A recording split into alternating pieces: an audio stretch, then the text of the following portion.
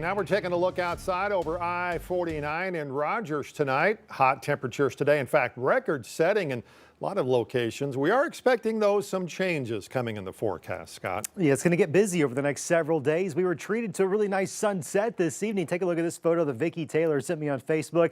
This was taken in the White Bluff community there just south of Fort Smith. Beautiful colors there on the western sky. We'll see if we can't squeeze out a couple of more nice sunsets over the next couple of days. Temperature-wise, we're going to start off the day in the 70s tomorrow morning, back in the 80s as soon as lunchtime tomorrow. Clouds will be on the increase throughout the course of the day, and that's going to help along with that weak cold front to keep us from getting as hot as we were today. Certainly a warm and muggy day on tap though. 75 as you're walking out that front door in the River Valley. Low to mid 80s by lunchtime. We'll certainly see those temperatures continue to be warm for the next several days. I want to show you futurecast. We're going to be tracking a weak cold front. It's going to be approaching us from the west. Here's 7 o'clock tomorrow morning. Mostly sunny skies out there. Temperatures down into the low 70s as we discussed. Here comes that front. You'll notice it's going to probably kick up a few spotty to scattered showers and thunderstorms. The chance tomorrow scattered enough that there's no guarantee everybody sees rain. Some certainly probably will, and there could be some embedded thunderstorms there as well, especially in the afternoon into the evening hours. Some of those storms could be on the strong side. Now this front is going to be washing out or pretty much just dissipating right on top of us.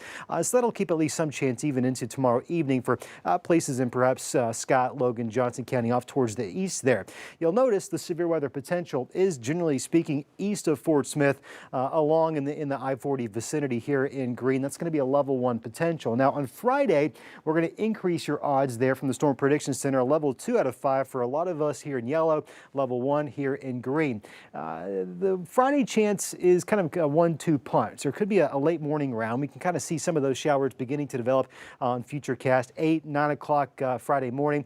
Those racing off towards the east, growing into a pretty healthy thunderstorm complex. So it's easy to see why. I know it's kind of hiding my banner there, but it's easy to see why we would expect some strong storms out of that. The second round is even more conditional than anything else. There's going to be another cold front coming through, and you can kind of see the model trying to get an idea of what that front looks like by Friday evening. It thinks the cap holds. The cap's that invisible thing in the atmosphere that prevents thunderstorm development. If the cap doesn't hold and we see some of these showers and storms bubble up, there very well could be strong, likely severe as well. And the reason why, there's a lot of storm fuel. The atmosphere is going to be locked and loaded. The question is just going to come down to, can we break that cap? This is storm fuel going into tomorrow morning. It's high, you know, some reds there, so we're in the middle part of the scale. That front clears us, so we see that storm fuel decrease. We go into Friday, and it's going to resurge back into the area, and look at that. My goodness, there's plenty of it. Now, storm fuel does not guarantee storms. In fact, it's one of many ingredients that you've got to have to get some severe storm development. So that's why this image, while it may look alarming, really isn't. A question is just going to become, can that cap hold or not? If it does, we're going to be in fine shape. If it doesn't, we'll probably have a few strong to severe thunderstorms. Coverage probably going to be somewhat isolated to scattered, not necessarily widespread, but enough that a nuisance for sure. 78 degrees currently in Bentonville, right down Fort Smith. We're still sitting at 86 degrees. Heat index in Fort Smith this evening, still at the 10 o'clock hour, 92. Here's your 10-day forecast. You're going to see a lot of rain chances there. And I know that can be overwhelming, and you're saying, my goodness, Scott, is it going to rain all day, every day? No. In fact, there's a chance you can go a couple of those days and not see a drop of rain at your place, but the town next to you may see a strong storm. That's the kind of scattered to isolated nature that we're talking about over the next several days. Each chance is going to have that potential for some severe storms. I do think early next week. I was really thinking Monday, but I got some new data in the last couple of hours that kind of slows the progression down a little bit, which may put Tuesday more into play. That kind of discrepancy, the flip-flopping, the back and forth, that's pretty normal at this range.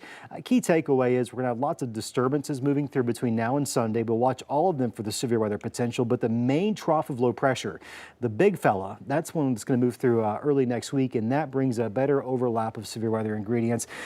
Is this forecast busy? Yes. Is it uncommon? No. We're in the middle of late May. Exactly, We're climatologically speaking at our peak severe weather season between now and next week. So this is unfortunately what you'd expect. Exactly. The unfortunate reality is there's graduations outside, there's festivals, you name it, and a lot of folks try to make decisions. And those odds, it'd be a lot easier if it was 0 or 100%. Unfortunately, a lot of those odds are 30 to 40, which right, it kind of makes the decision a little bit more uncertain. Okay. All right. Scott, thanks.